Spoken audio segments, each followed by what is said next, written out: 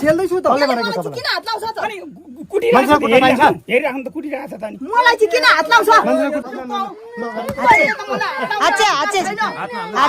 तपाईलाई के भनेर निस्क्यो घरबाट त्यो पनि भन्नुस् न मैले पैसा पठाएँ सहकारीबाट कति पैसा ल्याउने भने यहीँ छ सामने खडा छ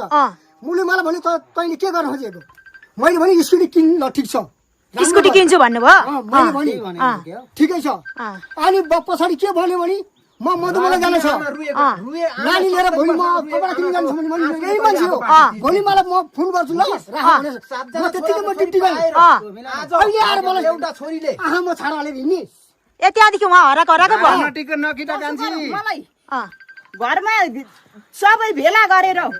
चाहिँ मलाई काट्छु र मार्छु मलाई म अहिले मार्छु भनेपछि अनि उहाँ त विदेशमा थियो त दाजुभाइले त्यसरी भनेको होइन तपाईँ अब मैले नगरेको पनि मलाई यो गणेश दाइ हो मैले नगरेको कुरा को कोले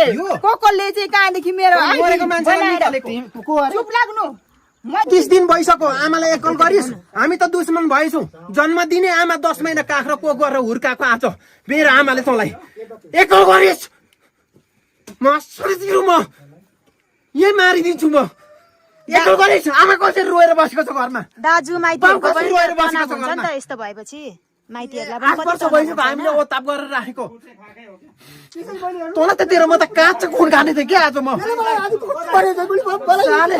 राति आमा भालेर पानी भएर बसेको छ